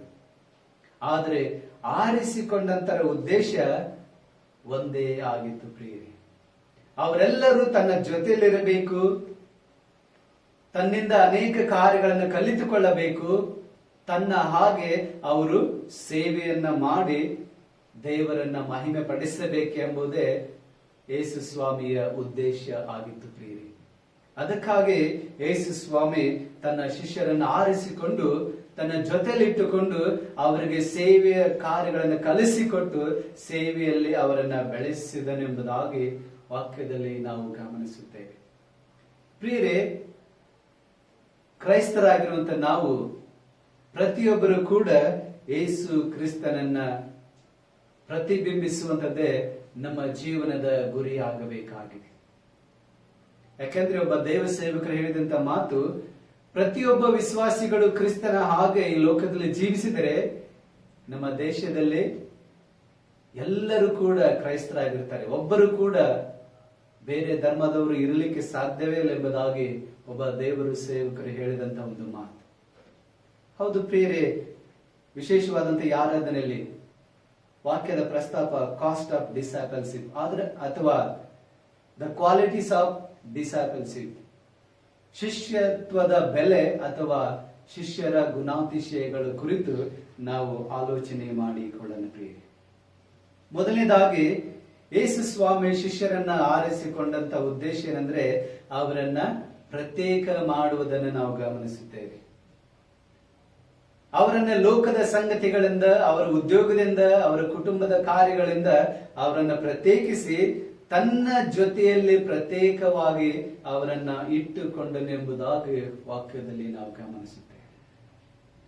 ಶಿಷ್ಯತ್ವದ ಕಾರ್ಯಗಳೇನೆಂದ್ರೆ ಏನೋ ದಾನ ಎಂಬುದಾಗಿ ಜೀವಿಸುವುದಲ್ಲ, ಬದಲಾಗಿ ಗುರುವನ್ನ ಅನುಸರಿಸುವಂಥದ್ದು, ಗುರುವನ್ನ ಪ್ರತಿಬಿಂಬಿಸುವಂಥದ್ದೇ ಪ್ರತಿಯೊಬ್ಬನ ಶಿಷ್ಯನ ಜೀವನ ಶೈಲಿ ಆಗಬೇಕಾಗಿದೆ. ಮೊದಲನೇದಾಗಿ ಶಿಷ್ಯರಿಗಿರಬೇಕಾಗಿರುವಂತ ಗುಣಗಳೇನೆಂದ್ರೆ ಅವರು ತಮ್ಮನ್ನ ಪ್ರತ್ಯೇಕಿಸಿಕೊಳ್ಳಬೇಕಾಗಿದೆ. ಬೇಡವಾದಂತ ಲೋಕದ ಸಂಗತಿಗಳಿಂದ ಅವರು ತಮ್ಮನ್ನ ಪ್ರತ್ಯೇಕಿಸಿಕೊಳ್ಳಬೇಕು. ಮಾತಿನಲ್ಲಿ ಪ್ರತ್ಯೇಕತೆ ಇರಬೇಕು, ಅವರ ಗುಣಗಳಲ್ಲಿ ಪ್ರತ್ಯೇಕತೆ ಇರಬೇಕು, ಜೀವನ ಶೈಲಿಯಲ್ಲಿ ಪ್ರತ್ಯೇಕತೆಯನ್ನ ಪ್ರತಿಬಿಂಬಿಸಬೇಕಾಗಿದೆ ಪ್ರಿಯರೇ. ಅಪೊಸ್ತಲರ ಕೃತ್ಯಗಳು 1ನೇ ಅಧ್ಯಾಯ 8ನೇ ವಾಕ್ಯದಲ್ಲಿ ನಾವು ನೋಡುವುದಾದ್ರೆ, ಪವಿತ್ರ ಆತ್ಮನು ನಿಮ್ಮ ಮೇಲೆ ಬರಲು ನೀವು ಬಲವನ್ನು ಹೊಂದಿ ಯೆರೂಸಲೇಮಿಗೂ ಯೂದಾಯದ ಕಟ್ಟ ಕಡೆಗೂ ಹೊರಟು ಹೋಗಿ ನನಗೆ ಸಾಕ್ಷಿಗಳಾಗಿ ಜೀವಿಸಿರಿ ಎಂಬುದಾಗಿ ಯೇಸು ಸ್ವಾಮಿ ಹೇಳುವುದನ್ನು ನಾವು ಗಮನಿಸುತ್ತೇವೆ. ವಿಟ್ನೆಸ್ಸಿಂಗ್ ಲೈಫ್, ಸಾಕ್ಷಿಯ ಜೀವನ. ಪ್ರಿಯರೇ, ನಮ್ಮ ಜೀವನದಲ್ಲಿ ಸಾಕ್ಷಿ ಕ್ರೈಸ್ತರಿಗೆ ಬಹಳ ಪ್ರಾಮುಖ್ಯವಾದಂತಹ ಸಂಗತಿಯಾಗಿದೆ. ನಮ್ಮ ಉದ್ಯೋಗದಲ್ಲಿರಬಹುದು, ಕುಟುಂಬದಲ್ಲಿರಬಹುದು, ಸಭೆಯಲ್ಲಿ, ಸಮಾಜದಲ್ಲಿ ನಾವು ಎಲ್ಲೇ ಇದ್ರೂ ನಮ್ಮ ಜೀವನ ಅದು ಸಾಕ್ಷಿಯ ಜೀವನ ಆಗಬೇಕಾಗಿದೆ. ಪ್ರಿಯರೇ, ಇವತ್ತು ಅನೇಕರು ತಮ್ಮ ಸಾಕ್ಷಿ ಜೀವಿತವನ್ನ ಅನೇಕ ಸಂಗತಿಗಳಿಗಾಗಿ ಕಳೆದುಕೊಂಡಿದ್ದಾರೆ. ಸಾಕ್ಷಿಯನ್ನು ಕಳೆದುಕೊಂಡು ಏನೋ ದಾನೆಂಬುದಾಗಿ ಅನೇಕ ಸೋಲುಗಳ ಮಧ್ಯದಲ್ಲಿ ತಮ್ಮ ಕ್ರಿಸ್ತಿಯ ಜೀವಿತವನ್ನ ಅನೇಕರು ನಡೆಸುತ್ತಾ ಇದ್ದಾರೆ ಪ್ರಿಯರೇ. ಆದ್ರೆ ಶಿಷ್ಯತ್ವದ ಮೊದಲನೆಯ ಗುಣಗಳೇನೆಂದ್ರೆ ಸಾಕ್ಷಿಯುಳ್ಳ ಮಕ್ಕಳಾಗಿ ಜೀವಿಸಬೇಕೆಂಬುದಾಗಿ. ಯಾಕಂದ್ರೆ ದೇವರ ಉದ್ದೇಶ ಅದೇ ಆಗಿತ್ತು, ನಮ್ಮನ್ನ ನೋಡುವಂತವರು ಒಂದು ವಿಶೇಷತೆಯನ್ನ, ಪ್ರತ್ಯೇಕತೆಯನ್ನ, ಮಹತ್ವವನ್ನ ಅವರು ನಮ್ಮ ಜೀವನದಲ್ಲಿ ಕಂಡುಕೊಳ್ಳಬೇಕೆಂಬುದಾಗಿ. ಅಪೊಸ್ತಲರ ಕೃತ್ಯಗಳಲ್ಲಿ ನಾವು ನೋಡುವಾಗ ಆದಿ ಅಪೊಸ್ತಲರು ದೇವರನ್ನ ಆರಾಧಿಸುವಂತ ಸಂದರ್ಭದಲ್ಲಿ ಅವರನ್ನ ನೋಡಿದಂತ ಅನೇಕ ಜನರು ಅವರ ಸ್ವಭಾವಗಳನ್ನ, ಅವರ ಗುಣಗಳನ್ನ, ಅವರ ಜೀವನ ಶೈಲಿಯನ್ನ ನೋಡಿದಂತ ಅನೇಕ ಜನರು ಅವರಿಗೆ ಒಂದು ಹೆಸರನ್ನ ಕೊಡುವುದನ್ನು ನಾವು ನೋಡ್ತೇವೆ. ಇವರು ಕ್ರೈಸ್ತರು ಎಂಬುದಾಗಿ ಅಂತಿಯೋಕ್ಯದಲ್ಲಿ ಮೊದಲನೇದಾಗಿ ಕ್ರೈಸ್ತರಿಗೆ ಹೆಸರನ್ನ ಕೊಡಲ್ಪಡುವುದನ್ನು ನಾವು ಗಮನಿಸುತ್ತೇವೆ. ಯಾಕೆಂದ್ರೆ ಅವರ ಜೀವನ ಶೈಲಿ, ಅವರ ಮಾತಿನ ವಿಧಾನಗಳು, ಅವರಲ್ಲಿದ್ದಂತ ಸ್ವಭಾವಗಳು ಸಾಕ್ಷಿಯ ಜೀವನವನ್ನ ಅವರು ನಡೆಸುತ್ತಾ ಇದ್ದರೆಂಬುದಾಗಿ ನಾವು ಅಲ್ಲಿ ಕಂಡುಕೊಳ್ಳುತ್ತೇವೆ. ಮಾತ್ರ ಅಲ್ಲದೆ ಶಾದ್ರಕ್, ಮೇಷಕ್, ಅಬೇದ್ನೆಗೋ ಅವರು ಸಾಕ್ಷಿಯ ಜೀವನವನ್ನು ಜೀವಿಸಿದ್ರು. ಸಾಕ್ಷಿಯ ಜೀವನ ಅದು ಬಹಳ ಕಷ್ಟಕರವಾದಂತಹ ಜೀವನ. We have to sacrifice many things for the cost of discipleship. ಶಿಷ್ಯತ್ವಕ್ಕೆ ಅನೇಕ ಸಂಗತಿಗಳನ್ನ ನಾವು ತ್ಯಾಗ ಮಾಡಬೇಕಾಗ್ತದೆ. ಶಾದ್ರಾಕ್ ಮೇಷಕ್ ಅಬೇದ್ನೆಗೋ ಅನೇಕ ತ್ಯಾಗದ ಕಾರ್ಯಗಳನ್ನು ಅವರು ಬಿಟ್ಟು ಬಿಟ್ರು. ನಮ್ಗೆ ಇದು ಬೇಡ, ಅದು ಬೇಡ, ಅದು ಬೇಡ ಎಂಬುದಾಗಿ ವ್ಯರ್ಥವಾದಂತ ಕಾರ್ಯಗಳನ್ನು ಬಿಟ್ಟು ಅವರು ದೇವರ ದೃಷ್ಟಿಗೆ ಸಾಕ್ಷಿಯುಳ್ಳ ಮಕ್ಕಳಾಗಿ ಜೀವಿಸೋದಕ್ಕಾಗಿ ತಮ್ಮನ್ನ ತಾವು ಪ್ರತ್ಯೇಕಿಸಿಕೊಳ್ಳುವುದನ್ನು ನಾವು ಗಮನಿಸುತ್ತೇವೆ. ಹೌದು ಪ್ರಿಯರೇ, ಸಾಕ್ಷಿಯ ಜೀವನ ಅದು ಪ್ರತ್ಯೇಕತೆಯಲ್ಲಿ. ಸಾಕ್ಷಿ ಜೀವನ ನಮ್ಮ ಜೀವನದ ಮೂಲಕವಾಗಿ ಅದನ್ನ ನಾವು ಅನ್ಯರಿಗೆ ನಾವು ತೋರಿಸಿಕೊಡಬೇಕಾಗಿದೆ. ಅನೇಕ ಮಿಷನರಿಗಳನ್ನ ಕಂಡಂತ ಜನರು ಅವರ ಸೇವೆಯನ್ನ, ಅವರ ಸ್ವಭಾವಗಳನ್ನ, ಅವರ ಗುಣಗಳನ್ನ ಕಂಡಂತ ಜನರು ಅವರಿಗೆ ಶ್ರೇಷ್ಠವಾದಂತ ಬಿರುದನ್ನು ಕೊಟ್ಟು ಅವರನ್ನ ಗುರುತಿಸುವುದನ್ನು ನಾವು ಗಮನಿಸುತ್ತೇವೆ. ಹಾಗಾದ್ರೆ ಪ್ರಿಯರೇ, ಇವತ್ತು ನನ್ನ ಸಾಕ್ಷಿಯ ಜೀವಿತ ಹೇಗಿದೆ? ನಾನು ಕ್ರೈಸ್ತನಾಗಿ 30 ವರ್ಷ, 40, 50, 70 ವರ್ಷ, ಎಷ್ಟೋ ವರ್ಷಗಳಾಗಿದೆ. ನನ್ನ ಸಾಕ್ಷಿ ಜೀವಿತವನ್ನು ನಾನು ಉಳಿಸಿಕೊಂಡಿದ್ದೇನೆ ಅಥವಾ ನನ್ನ ಸಾಕ್ಷಿಯನ್ನು ನಾನು ಕಳೆದುಕೊಂಡು ಸೋಲು ನಿರಾಶೆಗಳಲ್ಲಿ ನನ್ನ ಕ್ರಿಸ್ತಿಯ ಜೀವಿತವನ್ನು ನಡೆಸುತ್ತಾ ಇದ್ದೇನೆ? ನಮ್ಮನ್ನ ಪರೀಕ್ಷೆ ಮಾಡಿಕೊಳ್ಳೋಣ ಪ್ರಿಯ. ಇನ್ನು ಎರಡನೇದಾಗಿ, ಶಿಷ್ಯರಿಗೆ ಇರಬೇಕಾಗಿರುವಂತಹ ಗುಣ ಏನಂದ್ರೆ ಅವರು ಪ್ರಾರ್ಥಿಸುವಂತವರಾಗಿರಬೇಕು ಎಂಬುದಾಗಿ. ಪ್ರಾರ್ಥನೆಯ ಜೀವಿತ. ದಾನಿಯೇಲನ ಜೀವನದಲ್ಲಿ ನಾವು ನೋಡುವಾಗ ಆತನು ಕ್ರಮವಾಗಿ ಪ್ರಾರ್ಥನೆ ಮಾಡ್ತಾ ಇದ್ದಾನೆ. ಸಮಯಕ್ಕೆ ಸರಿಯಾಗಿ ಒಂದು ಸಮಯವನ್ನು ಗುರುತು ಮಾಡಿ ಆ ಸಮಯದಲ್ಲಿ ಆತನು ದೇವರ ಹತ್ರ ಪ್ರಾರ್ಥನೆಯನ್ನು ಮಾಡ್ತಾ ಇದ್ದಾನೆ. ದಾವೀದನು ದಿನಕ್ಕೆ 3 ಸಾರಿ ಆತನು ಪ್ರಾರ್ಥನೆಯನ್ನು ಮಾಡ್ತಾ ಇದ್ದಾನೆ. ಯೇಸು ಸ್ವಾಮಿ ಇನ್ನು ಮೊಬ್ಬಿರುವಾಗಲೇ ಆತನು ಬೆಟ್ಟಕ್ಕೆ ಹೋಗಿ ಪ್ರಾರ್ಥನೆಯನ್ನು ಮಾಡ್ತಾ ಇದ್ದ ಪ್ರಿಯರೇ. ಪ್ರಾರ್ಥನೆ ನಮ್ಮನ್ನ ಸಾಕ್ಷಿಯ ಜೀವಿತಕ್ಕೆ ನಡೆಸುತ್ತದೆ. ಪ್ರಾರ್ಥನೆ ನಮ್ಮನ್ನ ಶಿಷ್ಯತ್ವದಲ್ಲಿ ಬಲಪಡಿಸುವಂತದ್ದಾಗಿದೆ. ಪ್ರಾರ್ಥನೆ ನಮ್ಮನ್ನ ಬಿಡುಗಡೆಗೆ ನಡೆಸುವಂತದ್ದಾಗಿದೆ ಪ್ರಿಯರೇ. ಆದ್ರಿಂದ ಎರಡನೇದಾಗಿ ಕ್ರೈಸ್ತರಲ್ಲಿ, ವಿಶ್ವಾಸಿಗಳಲ್ಲಿ, ಶಿಷ್ಯರಲ್ಲಿ ಇರಬೇಕಾಗಿರುವಂತಹ ಸಂಗತಿ ಏನಂದ್ರೆ ಪ್ರಾರ್ಥನೆಯ ಜೀವನ. ಹೇಳೋದಕ್ಕೆ ಅನೇಕ ಸಂಗತಿಗಳನ್ನ ಪ್ರಾರ್ಥನೆ ಕುರಿತು ನಾವು ಹೇಳ್ಬೋದು. ಆದ್ರೆ ಒತ್ತಡಗಳ ಮಧ್ಯದಲ್ಲಿ, ಬ್ಯುಸಿ ವರ್ಲ್ಡ್ ನಲ್ಲಿ ನಾವು ಎಷ್ಟು ಸಮಯ ಪ್ರಾರ್ಥನೆಗೆ ಕೊಡುತ್ತೇವೆ? ಎಷ್ಟು ಪ್ರಾರ್ಥನೆಗೆ ನಾವು ಮಹತ್ವವನ್ನು ಕೊಡುತ್ತೇವೆ? ಸಮಯಕ್ಕೆ ಸರಿಯಾಗಿ ನಾವು ಯಾವತ್ತಾದ್ರೂ ಪ್ರೇಯರ್ ಮಾಡ್ತೀವ? ಇಲ್ಲ. ನಮಗೆ ಫ್ರೀ ಇರುವಾಗ ಸಮಯನ್ನ ಮಾಡಿಕೊಂಡು ನಾವು ಪ್ರಾರ್ಥನೆ ಮಾಡ್ತೀವಿ. ಆದ್ರೆ ದಾನಿಯೇಲನ ಹಾಗೆ ಅಲ್ಲ. ಶಾಸನಕ್ಕೆ ರುಜುವಾದದ್ದು ತಿಳಿದು ಬಂದಾಗಲೂ ಕೂಡ, ರಾಜನು ತನ್ನನ್ನ ಸಿಂಹದ ಗವಿಯಲ್ಲಿ ಹಾಕುತ್ತಾನೆಂಬುದಾಗಿ ತಿಳಿದಾಗಲೂ ಕೂಡ ಆತನು ಕ್ರಮವಾಗಿ ಯೆರೂಸಲೇಮಿನ ಕಡೆಗೆ ತನ್ನ ಮುಖವನ್ನು ಮಾಡಿ 3 ಆವರ್ತಿ ಪ್ರಾರ್ಥನೆಯನ್ನ ಸಲ್ಲಿಸಿದನೆಂಬುದಾಗಿ ನಾವು ಗಮನಿಸುತ್ತೇವೆ. ನಮಗೆ ಇವತ್ತು ಅನೇಕ ತಡೆಗಳು ಬರ್ತವೆ. ಪ್ರಾರ್ಥನೆ ಮಾಡುವಾಗ ಅನೇಕ ನೋವುಗಳು, ಬಲಹೀನತೆಗಳು ಬರ್ತವೆ. ಆದ್ರೆ ಅವುಗಳ ಮಧ್ಯದಲ್ಲೇ ನಾವು ಪ್ರಾರ್ಥನೆಗೆ ಪ್ರಾಮುಖ್ಯತೆಯನ್ನು ಕೊಡುವಂಥದ್ದು ಬಹಳ ಪ್ರಾಮುಖ್ಯ. ಯೇಸು ಸ್ವಾಮಿ ಜೀವನದಲ್ಲಿ ಆತನು ಪ್ರಾರ್ಥನೆಗೆ ಪ್ರಾಮುಖ್ಯತೆಯನ್ನು ಕೊಟ್ಟದ್ರಿಂದಲೇ, ಆ ಪ್ರಾರ್ಥನೆಯ ಬಲದಿಂದಲೇ ಅವರು ಶ್ರೇಷ್ಠವಾದಂತಹ ಸೇವೆಯನ್ನು ಮಾಡಿದ್ರು. ಇವತ್ತು ನಾವು ಕೂಡ ಈ ಉಪದ್ರವಗಳನ್ನು ಎದುರಿಸಬೇಕಾದ್ರೆ, ಈ ಭಯಗಳನ್ನ ನಾವು ಜಯಿಸಬೇಕಾದ್ರೆ, ಈ ಕಷ್ಟಗಳನ್ನ, ಕೊರತೆಗಳನ್ನ, ಸೈತಾನನನ್ನ ಎದುರಿಸಬೇಕಾದ್ರೆ ನಮಗೆ ಪ್ರಾರ್ಥನೆಯ ಬಲ ಅವಶ್ಯವಾಗಿದೆ. ಯಾಕಂದ್ರೆ ನಾವು ಕೀರ್ತನೆಯಲ್ಲಿ ಹಾಡ್ತೇವೆ, ಪ್ರಾರ್ಥನೆ ಭಕ್ತಿಗೆ ಗುರುತು, ಒಳ್ಳೆ ಗುರುತು ಎಂಬುದಾಗಿ. ನೀನು ಪ್ರಾರ್ಥನೆಯಿಂದಲೇ ಬಾಳವೇ ಕಲಿತೆಂಬುದಾಗಿ ವಾಕ್ಯದಲ್ಲಿ, ಕೀರ್ತನೆಯಲ್ಲಿ ನಾವು ಹಾಡುವಾಗೆ ಆ ಪ್ರಾರ್ಥನೆಯನ್ನ ನಮ್ಮ ಜೀವನದಲ್ಲಿ ಉಸಿರಾಗಿಸಿಕೊಳ್ಳಬೇಕಾಗಿದೆ. ಶಿಷ್ಯತ್ವದ ಬೆಲೆ ಏನಂದ್ರೆ ಪ್ರಾರ್ಥನೆ. ಶಿಷ್ಯರಿಗೆ ಇರಬೇಕಾಗಿರುವಂತಹ ಎರಡನೇ ಗುಣ, ಎಲ್ಲ ಸಮಯಗಳಲ್ಲಿ ಸೋತು ಹೋಗದೆ, ನಿರಾಶರಾಗದೆ, ನಂಬಿಕೆ, ಭಕ್ತಿ, ವೈರಾಗ್ಯದಲ್ಲಿ ಎಡೆಬಿಡದೆ ಪ್ರಾರ್ಥಿಸುವಂಥದ್ದು. ಮಾತ್ರ ಅಲ್ಲದೆ ನಾವು ನೋಡುವುದಾದ್ರೆ ದೀನತೆಯ ಕುರಿತು ಯೇಸು ಸ್ವಾಮಿ ಮಾರ್ಕನ ಸುವಾರ್ತೆ 10ನೇ ಅಧ್ಯಾಯದಲ್ಲಿ ಬೋಧಿಸುವುದನ್ನು ನಾವು ಗಮನಿಸುತ್ತೇವೆ. ಯೇಸು ಸ್ವಾಮಿ ತಗ್ಗಿದ ಮನಸ್ಸನ್ನ ಇರಬೇಕೆಂಬುದಾಗಿ ತನ್ನ ಶಿಷ್ಯರಿಗೆ ತಾಳ್ಮೆಯನ್ನ ಕಲಿಸಿಕೊಡಬೇಕು, ದೀನ ಭಾವವನ್ನು ಕಲಿಸಿಕೊಡಬೇಕೆಂಬುದಾಗಿ ಯೇಸು ಸ್ವಾಮಿ ಆತನು ಒಂದು ಬಟ್ಟೆಯನ್ನು ತೆಗೆದುಕೊಂಡು, ಪಾತ್ರೆಯಲ್ಲಿ ನೀರನ್ನು ತೆಗೆದುಕೊಂಡು ಶಿಷ್ಯರ ಕಾಲುಗಳನ್ನು ತೊಳೆಯುವುದನ್ನು ನಾವು ಗಮನಿಸುತ್ತೇವೆ. ಈ ಲೋಕದಲ್ಲಿ ಯಾವ ಗುರುಗಳು ಕೂಡ ಮಾಡಲಾಗದಂತ ಒಂದು ಸೇವೆಯನ್ನ ಯೇಸು ಸ್ವಾಮಿ ಮಾಡಿ ತೋರಿಸಿದ್ದಾರೆ. ತಾಳ್ಮೆ, ಸಹನೆ, ತಗ್ಗಿದ ಮನಸ್ಸು, ದೀನ ಭಾವ. ಮತ್ತಾಯನ ಬರೆದ ಸುವಾರ್ತೆ 11ನೇ ಅಧ್ಯಾಯ 28ನೇ ವಾಕ್ಯದಲ್ಲಿ ಯೇಸು ಸ್ವಾಮಿ ಹೇಳುವಂತ ಒಂದು ಮಾತನ್ನ ನಾವು ಗಮನಿಸುತ್ತೇವೆ. ಅಲ್ಲಿ ಯೇಸು ಸ್ವಾಮಿ ಹೇಳ್ತಾ ಇದ್ದಾರೆ, ನಾನು ಸಾತ್ವಿಕನು, ದೀನ ಮನಸ್ಸುಳ್ಳವನಾಗಿರುವುದರಿಂದ ನನ್ನ ನೊಗವನ್ನು ನಿಮ್ಮ ಮೇಲೆ ತೆಗೆದುಕೊಂಡು ನನ್ನಿಂದ ಕಲಿತುಕೊಳ್ಳಿರಿ ಎಂಬುದಾಗಿ. ತಾಳ್ಮೆಯನ್ನ ಕ್ರಿಸ್ತನ ಮೂಲಕವಾಗಿ ನಾವು ಕಲಿತುಕೊಳ್ಳಬೇಕು. ತಗ್ಗಿಸಿಕೊಳ್ಳುವಂಥದ್ದು, ಇನ್ನೊಬ್ಬರು ನಮಗಿಂತ ಶ್ರೇಷ್ಠರೆಂಬುದಾಗಿ ಅನಿಸುವಂಥದ್ದು, ಎಲ್ಲರನ್ನ ಗೌರವಿಸುವಂಥದ್ದು, ಯಾವುದೇ ಭೇದ ಭಾವ ಮಾಡದೆ ಎಲ್ಲರನ್ನ ಏಕ ರೀತಿಯಾಗಿ ಪ್ರೀತಿಸಿ ಎಲ್ಲರನ್ನ ಏಕ ರೀತಿಯಾಗಿ ಸ್ವೀಕರಿಸಿಕೊಳ್ಳುವಂತ ಮನಸ್ಸು ಶಿಷ್ಯರಿಗೆ ಇರಲೇಬೇಕಾಗಿದೆ. ತಗ್ಗಿದ ಮನಸ್ಸು, ದೀನ ಭಾವ ನಮ್ಮನ್ನ ದೇವರ ಆಶೀರ್ವಾದಕ್ಕೆ ನಡೆಸುವಂತದ್ದಾಗಿದೆ. ಇವತ್ತು ಸಭೆಯಲ್ಲಿ ಅನೇಕ ಸಾರಿ ನಾವು ತಗ್ಗಿಸಿಕೊಳ್ಳುವುದರಲ್ಲಿ ಹಿಂಜಾರಿ ಹೋಗ್ತೇವೆ. ತಾಳಿಕೊಳ್ಳುವುದರಲ್ಲಿ ನಾವು ತಾಳ್ಮೆ ಇಲ್ಲ, ನಮಗೆ ತಗ್ಗಿಸಿಕೊಳ್ಳುವುದಕ್ಕೆ ನಮಗೆ ಮನಸ್ಸಿಲ್ಲ.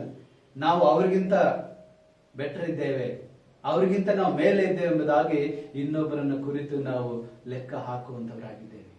ಯೇಸು ಸ್ವಾಮಿ ಯಾವತ್ತೂ ಕೂಡ ತನ್ನ ಸೇವೆಯಲ್ಲಿ ಅದನ್ನ ತೋರಿಸಿಕೊಡಲಿಲ್ಲ. ಎಷ್ಟು ಸಾಧ್ಯ ಆಗ್ತದೋ ಅಷ್ಟು ಶಿಲುಬೆ ಮೇಲೆ ತನ್ನ ಪ್ರಾಣವನ್ನು ಕೊಡುವಷ್ಟರ ಮಟ್ಟಿಗೂ ಆತನು ತನ್ನನ್ನ ತಾನು ತಗ್ಗಿಸಿಕೊಂಡನು. ಪ್ರಿಯರೇ, ಇವತ್ತು ನಾವು ಕೂಡ ಕ್ರೈಸ್ತರಾಗಿರುವಂತ ನಾವು, ಶಿಷ್ಯರಾಗಬೇಕಾಗಿರುವಂತ ನಾವು ತಾಳ್ಮೆಯನ್ನ, ತಗ್ಗಿದ ಮನಸ್ಸನ್ನ ನಮ್ಮ ಜೀವನದಲ್ಲಿ ಅಳವಡಿಸಿಕೊಂಡು ಮತ್ತೊಬ್ಬರಿಗೆ ಸೇವೆಯನ್ನ ಮಾಡುವಂತವರಾಗಬೇಕಾಗಿದೆ.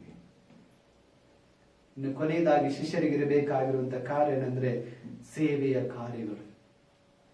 ಪೌಲನು 2 ಕೊರಿಂಥ 6ನೇ ಅಧ್ಯಾಯದಲ್ಲಿ ನಾವು ನೋಡುವಾಗ ಸೇವೆಯ ಕಾರ್ಯಗಳನ್ನು ಕುರಿತು ಅಲ್ಲಿ ಹಂಚಿಕೊಳ್ಳುವುದನ್ನು ನಾವು ಗಮನಿಸುತ್ತೇವೆ.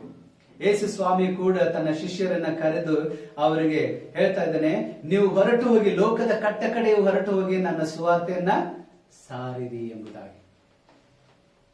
ಸೇವೆ ಪ್ರತಿಯೊಬ್ಬರ ಕ್ರೈಸ್ತರ ಜವಾಬ್ದಾರಿ. ಬರೀ ಸತ್ಯವೇದ ತೆಗೆದುಕೊಂಡು ಕರಪತ್ರ ತೆಗೆದುಕೊಂಡು ಹೋಗಿ ಸೇವೆ ಮಾಡುವಂತದ್ದಲ್ಲ, ಬದಲಾಗಿ ನಾನು ನೀನು ಇರುವಂತ ಸ್ಥಳದಲ್ಲಿ, ಸಮಾಜದಲ್ಲಿ ಸೇವೆ ಮಾಡಿ ನಾವು ಕ್ರಿಸ್ತನನ್ನ ಪ್ರತಿಬಿಂಬಿಸಬೇಕಾಗಿದೆ. ಕ್ರಿಸ್ತನ ಸುವಾರ್ತೆಯನ್ನ ಹಂಚಿಕೊಳ್ಳಬೇಕಾಗಿದೆ.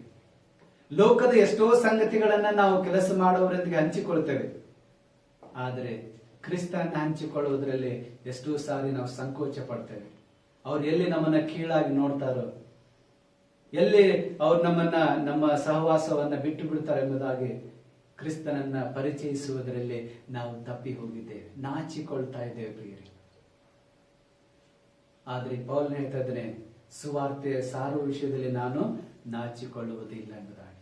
ಅದು ದೇವರ ಬಲ ಸ್ವರೂಪವಾಗಿದೆ ಎಂಬುದಾಗಿ, ಸುವಾರ್ತೆಯನ್ನು ಸಾರುವುದೇ ಶ್ರೇಷ್ಠ ಎಂಬುದಾಗಿ ಪೌಲನು ತನ್ನ ಸೇವೆಯಲ್ಲಿ ಆತನು ಹೇಳುವುದನ್ನು ನಾವು ಗಮನಿಸ್ತೇವೆ. ಯೇಸು ಸ್ವಾಮಿಯ 12 ಜನ ಶಿಷ್ಯರು ಕೂಡ ಕೊನೆ ಉಸಿರಿರುವವರೆಗೂ ಶ್ರೇಷ್ಠವಾದಂತಹ ಸೇವೆಯನ್ನು ಮಾಡಿ ಕ್ರಿಸ್ತನನ್ನ ಮಹಿಮೆ ಪಡಿಸಿದ್ದಾರೆ. ಅನೇಕ ಸಭೆಗಳನ್ನು ಕಟ್ಟಿ ಆತ್ಮಗಳನ್ನು ಆದಾಯ ಮಾಡಿದ್ದಾರೆ.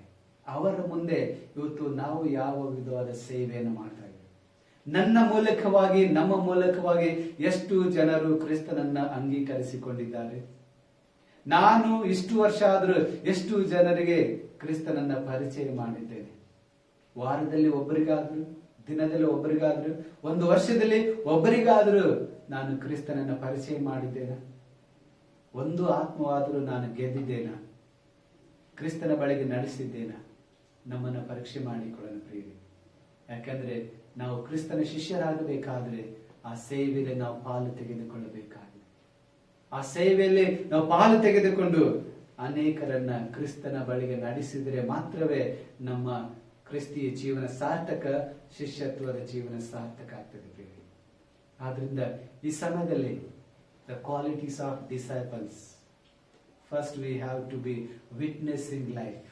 Secondly, we have to be prayer life. Thirdly, we have to humble ourselves in the sight of God, in the sight of man. Fourthly, we have to serve the Lord till last breath of our life. ಶಿಷ್ಯತ್ವದ ಬೆಲೆ ಏನಂದ್ರೆ ನಾವು ಯೇಸು ಕ್ರಿಸ್ತನಿಗಾಗಿ ಸಾಕ್ಷಿಗಳ ಮಕ್ಕಳಾಗಿ ಜೀವಿಸಬೇಕು. ನಮ್ಮ ಜೀವನದಲ್ಲಿ ಪ್ರಾರ್ಥನೆಯನ್ನ ಬಿಡದೆ ನಾವು ಪ್ರಾರ್ಥನೆಯಲ್ಲಿ ಆಸಕ್ತರಾಗಿ ಪ್ರಾರ್ಥನೆಯಿಂದಲೇ ಎಲ್ಲವನ್ನ ಜಯಿಸುವಂತವರಾಗಿರಬೇಕು. ನಮ್ಮನ್ನ ತಗ್ಗಿಸಿಕೊಂಡವರಾಗಿ ಮತ್ತೊಬ್ಬರಿಗೆ ಸೇವೆಯನ್ನು ಮಾಡುತ್ತಾ ಇರುವಂತ ಈ ಒಂದೇ ಒಂದು ಜೀವಿತವನ್ನ ಕ್ರಿಸ್ತನ ಸೇವೆಯಲ್ಲಿ ಉಪಯೋಗಿಸಿ ಒಂದು ಆತ್ಮವಾದರೂ ಕ್ರಿಸ್ತನ ಬಳಿಗೆ ನಡೆಸುತ್ತಾ ಕ್ರಿಸ್ತನಿಗೆ ಶಿಷ್ಯರು, ಒಳ್ಳೆಯ ಶಿಷ್ಯರಾಗಿ ಕ್ರಿಸ್ತನನ್ನ ಮಹಿಮೆ ಪಡಿಸಲಿಕ್ಕಾಗುವಂತೆ ಪರಿಶುದ್ಧಾತ್ಮನ ತಾನೇ ನಮ್ಮನ್ನು ಬಲಪಡಿಸಿ ನಡೆಸಲಿ. ಕಣ್ಣುಗಳನ್ನು ಮುಚ್ಚಿದವರಾಗಿ ಪ್ರಾರ್ಥನೆಯನ್ನು ಮಾಡೋಣ. ಜೀವ ಸ್ವರೂಪನಾಗಿರುವಂತ ಯೇಸುವೆ, ಶಿಷ್ಯತ್ವದ ಬೆಲೆಯನ್ನು ಕುರಿತು ನಾವು ಆಲೋಚನೆ ಮಾಡಿದ್ದೇವೆ ಸ್ವಾಮಿ. The cost of discipleship. ಹೌದು ಕರ್ತನೆ, ಅನೇಕ ಸಾರಿ ನಾವು ನೀನು ಎದುರು ನೋಡುವ ರೀತಿಯಲ್ಲಿ ಸಾಕ್ಷಿ ಜೀವಿತವನ್ನು ನಡೆಸಿಲ್ಲ ಸ್ವಾಮಿ. ಅನೇಕ ಸಾರಿ ನಾವು ಪ್ರಾರ್ಥನೆಯನ್ನು ಅಲಕ್ಷ್ಯ ಮಾಡಿದ್ದೇವೆ, ತಗ್ಗಿಸಿಕೊಳ್ಳುವುದರಲ್ಲಿ ತಪ್ಪಿಸಿಕೊಂಡಿದ್ದೇವೆ. ನಿನ್ನ ಸೇವೆಯಲ್ಲಿ ಕರ್ತನೆ, ನಿನ್ನನ್ನು ಪರಿಚಯಿಸುವುದರಲ್ಲಿ ನಾವು ನಾಚಿಕೊಂಡಿದ್ದೇವೆ. ದಯಮಾಡಿ ನಮ್ಮ ತಪ್ಪುಗಳನ್ನ, ಅಪರಾಧಗಳನ್ನ ಮನ್ನಿಸು ಸ್ವಾಮಿ. ನಮ್ಮನ್ನು ಕ್ಷಮಿಸುತ್ತೇವೆ. ಇನ್ನು ಮುಂದೆ ಆದರೂ ನೀನು ಕೊಡುವಂತ ಒಂದೊಂದು ದಿವಸದಲ್ಲಿ ನಾವು ಇರುವಂತ ಸಮಾಜದಲ್ಲಿ, ಕೆಲಸ ಮಾಡುವಂತ ಸ್ಥಳದಲ್ಲಿ ಶಾದ್ರಾಕ್, ಮೇಷಕ್, ಅಬೇದ್ನೆಗೋರ ಹಾಗೆ ಸಾಕ್ಷಿ ಜೀವಿತವನ್ನ, ಪ್ರತ್ಯೇಕತೆ ಜೀವಿತವನ್ನ, ಪರಿಶುದ್ಧತೆ ಜೀವಿತವನ್ನ, ಕ್ರೈಸ್ತರು ಎಂಬುದಾಗಿ ಹೆಸರು ಹೊಂದಿದಂತ ಕ್ರೈಸ್ತರ ಹಾಗೆ ನಾವು ಕೂಡ ಶ್ರೇಷ್ಠವಾದಂತಹ ಜೀವಿತವನ್ನ, ಸಾಕ್ಷಿ ಜೀವಿತವನ್ನ ನಡೆಸಲಿಕ್ಕಾಗುವಂತೆ ನಮಗೆ ನೀನು ಸಹಾಯವನ್ನು ಮಾಡಿ ಸ್ವಾಮಿ. ತಡೆಗಳ ಮಧ್ಯದಲ್ಲಿ ಪ್ರಾರ್ಥನೆಗೆ ನಾವು ಪ್ರಾಮುಖ್ಯತೆಯನ್ನು ಕೊಟ್ಟವರಾಗಿ, ಪ್ರಾರ್ಥನೆಯಿಂದಲೇ ಸೈತಾನನನ್ನ ಜಯಿಸಲಿಕ್ಕಾಗುತ್ತೆ. ನಿನ್ನ ಪ್ರಾರ್ಥನೆಯ ಬಲದಿಂದ ನಮ್ಮೆಲ್ಲರನ್ನ ನೀನು ತುಂಬಿಸು ಸ್ವಾಮಿ. ಮಾತ್ರಲ್ಲದೆ ನೀನು ಯಾವ ರೀತಿಯಲ್ಲಿ ನಿನ್ನನ್ನು ತಗ್ಗಿಸಿಕೊಂಡು ಸೇವೆಯನ್ನು ಮಾಡಿದೆಯೋ ಅದೇ ರೀತಿಯಲ್ಲಿ ನಾವು ಕೂಡ ನಮ್ಮನ್ನು ನಾವು ತಗ್ಗಿಸಿಕೊಳ್ಳಲಿಕ್ಕಾಗುವಂತೆ, ನಿನ್ನನ್ನು ನಮ್ಮ ಜೀವನದಲ್ಲಿ ಧರಿಸಿಕೊಂಡವರಾಗಿ ನಿನ್ನನ್ನು ಪ್ರತಿಬಿಂಬಿಸಲಿಕ್ಕಾಗುವಂತೆ ಸಹಾಯನ ಮಾಡಿ ಸ್ವಾಮಿ. ನೀನು ಕರೆದಂತ ಉದ್ದೇಶವನ್ನು ನಾವು ಅರಿತುಕೊಂಡವರಾಗಿ ಈ ಒಂದೇ ಒಂದು ಜೀವಿತದಲ್ಲಿ ಒಬ್ಬರಿಗಾದ್ರೂ ನಿನ್ನ ಸುವಾರ್ತೆನ ಸಾರಿ ಒಂದು ಆತ್ಮವನ್ನಾದ್ರೂ ನಿನ್ನ ಬಳಿಗೆ ನಡೆಸಲಿಕ್ಕಾಗುವಂತೆ ನಮ್ಮನ್ನ ನೀನು ಬಲಪಡಿಸು ಸ್ವಾಮಿ. ಒಂದೇ ಒಂದು ಜೀವಿತ, ಅದು ಬೇಗನೆ ಗತಿಸಿ ಹೋಗ್ತದೆ. ಗತಿಸಿ ಹೋಗುವುದಕ್ಕಿಂತ ಮುಂಚಿತವಾಗಿ ಒಂದು ಸ್ವಲ್ಪ ಆತ್ಮಗಳನ್ನ ಆದಾಯ ಮಾಡಿದವರಾಗಿ, ಈಗೋ ಸ್ವಾಮಿ ನಿನ್ನ ಮುಂದೆ ನಾನು ಬಂದಿದ್ದೇನೆ, ಇಷ್ಟು ಜನರನ್ನ ನಾನು ನಿನ್ನ ಬಳಿಗೆ ನಡೆಸಿದ್ದೇನೆ ಎಂಬುದಾಗಿ ಹೆಮ್ಮೆಯಿಂದ ಸಾಕ್ಷಿಯನ್ನು ನಾವು ಕೊಡ್ಲಿಕ್ಕಾಗುವ ರೀತಿಯಲ್ಲಿ ಅನೇಕರಿಗೆ ನಿನ್ನನ್ನು ಪರಿಚಯಿಸಲಿಕ್ಕಾಗುವಂತೆ ನಮಗೆ ನೀನು ಸಹಾಯನ ಮಾಡಿ ಸ್ವಾಮಿ. ತಲೆಬಾಗಿರುವಂತ ಪ್ರತಿಯೊಬ್ಬೊಬ್ಬರನ್ನ ನಿಮ್ಮ ಅದನ್ನಕ್ಕೆ ಒಪ್ಪಿಸಿಕೊಡ್ತೇವೆ. ಅವ್ರ ಕುಟುಂಬವನ್ನ, ಅವ್ರ ಮಕ್ಕಳನ್ನ, ಅವ್ರ ಉದ್ಯೋಗವನ್ನು ವಿಶೇಷವಾದ ರೀತಿಯಲ್ಲಿ ನೀನು ಆಶೀರ್ವಾದ ಮಾಡಿ ಸ್ವಾಮಿ. ಮುಚ್ಚಲ್ಪಟ್ಟಂತ ಬಾಗಿಲುಗಳನ್ನು ತೆರೆದು ನಿನ್ನ ಮಕ್ಕಳನ್ನು ಉದ್ಯೋಗದಲ್ಲಿ ಅಭಿವೃದ್ಧಿಪಡಿಸು ಸ್ವಾಮಿ. ಅವರೆಲ್ಲ ಕೊರತೆಗಳನ್ನು ನೀಗಿಸು, ಕಷ್ಟಗಳನ್ನ ಪರಿಹಾರ ಮಾಡು, ಬಲಹೀನತೆಗಳನ್ನು ನೀಗಿಸಿ ಆರೋಗ್ಯ, ಸಮೃದ್ಧಿ, ಸಮಾಧಾನವನ್ನ ನಿನ್ನ ಮಕ್ಕಳಿಗೆ ದಯಪಾಲಿಸಿ ಕೊಡು ಸ್ವಾಮಿ. ಯಾರು ಕೂಡ ಸೋತೋಗದೆ, ಚಿಂತೆ ಮಾಡಿ ನಿರಾಶರಾಗದ ಹಾಗೆ ಮುಂದಿನ ಎಲ್ಲಾ ದಿನಗಳಲ್ಲಿ ನಿನ್ನ ಸಾಕ್ಷಿ ಜೀವನದಲ್ಲಿ, ಪ್ರಾರ್ಥನೆಯ ಜೀವನದಲ್ಲಿ, ತಗ್ಗಿದ ಜೀವಿತದಲ್ಲಿ ಸೇವೆಯ ಮನಸ್ಸನ್ನು ಹೊಂದಿಕೊಂಡವರಾಗಿ ಶ್ರೇಷ್ಠವಾದಂತಹ ಜೀವಿತನ ಜೀವಿಸಿ ನಿನ್ನನ್ನು ಮಹಿಂಪಡಿಸಲಿಕ್ಕಾಗುವಂತೆ ನಿನ್ನ ಆತ್ಮನ ವರಗಳಿಂದ ನಮ್ಮನ್ನು ತುಂಬಿಸಿ ಕಳಿಸಬೇಕಾಗಿ ಯೇಸುವಿನ ನಾಮದಲ್ಲಿ ಬೇಡುತ್ತೇವೆ ತಂದೆ. ಕೊನೆಯದಾಗಿ ಸಂಗೀತಗಳಲ್ಲಿ 228ನೇ ಸಂಗೀತದ 3 ಚರಣಗಳನ್ನು ಹಾಡಿಕೊಳ್ಳೋಣ. ಕರ್ತ ನಿನ್ನ ಸೇವೆಗೆ ನನ್ನ ಜೀವ ಕೊಟ್ಟೆನು, ನಿನ್ನ ಘನಕ್ಕಾಗಿಯೇ ಹೊತ್ತು ಕಳೆಯುವೆನು.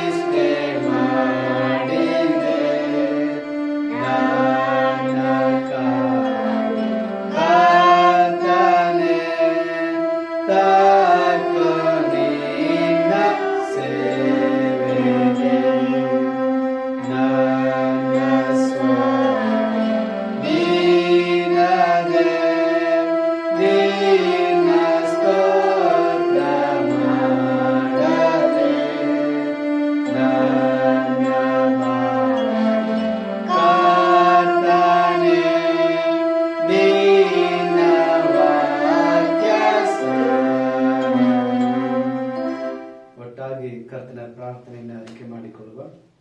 ಪರಲೋಕದಲ್ಲಿರುವ ನಮ್ಮ ತಂದೆಯೇ, ನಿಮ್ಮ ನಾಮವು ಪರಿಶುದ್ಧಪಡಿಸಲ್ಪಡಲಿ, ನಿಮ್ಮ ರಾಜ್ಯವು ಬರಲಿ, ನಿಮ್ಮ ಚಿತ್ತವು ಪರಲೋಕದಲ್ಲಿ ನೆರವೇರುವ ಪ್ರಕಾರ ಲೋಕದಲ್ಲಿ ನೆರವೇರಲಿ. ನಮ್ಮ ಆಹಾರಗಳನ್ನು ಬದಲಿಪಾಲಿಸು. ನಮಗೆ ತಪ್ಪು ಮಾಡಿದ ನಾವು ಕ್ಷಮಿಸುವಂತೆ ನಮ್ಮ ತಪ್ಪುಗಳನ್ನು ಕ್ಷಮಿಸಿರಿ. ನಮ್ಮನ್ನು ಶೋಧನೆಗೆ ಸೇರಿಸದೆ ಕೇಡಿನಿಂದ ತಪ್ಪಿಸಿರಿ. ಯಾಕಂದರೆ ರಾಜ್ಯವು ಬಲವು ಮಹಿಮೆಯು ಸದಾಕಾಲ ನಿನಗೆ ಸ್ವಾಮಿ. ಆಮೆನ್. ವಿಶ್ವಾಸದಿಂದ ಕರ್ತನ ಆಶೀರ್ವಾದವನ್ನು ಹೊಂದಿಕೊಳ್ಳುವ, ನಂಬಿಕೆ, ನಿರೀಕ್ಷೆ, ಸಮಾಧಾನದಿಂದ ಲೋಕದೊಳಕ್ಕೆ ಹೊರಟು ಹೋಗಿ ಕ್ರಿಸ್ತನಿಗೆ ಸಾಕ್ಷಿಗಳ ಮಕ್ಕಳಾಗಿ ಪ್ರಾರ್ಥನೆ ಬಲವನ್ನ ಹೊಂದಿದವರಾಗಿ ದೀನತೆಯಿಂದ ಕರ್ತನ ಸೇವೆಯನ್ನು ಮಾಡಿ ಕರ್ತನ ಆಶೀರ್ವಾದಕ್ಕೆ ಪಾತ್ರರಾಗೋಣ. ತಂದೆ, ಕುಮಾರ, ಪರಿಶುದ್ಧಾತ್ಮನಾಗಿರುವ ತ್ರೈಕ ದೇವರ ಆಶೀರ್ವಾದಗಳು ನಿರಂತರ ನಮ್ಮೆಲ್ಲರ ಸಂಗಡ ನೆಲೆಯಾಗಿರಲಿ. ಆಮೆನ್.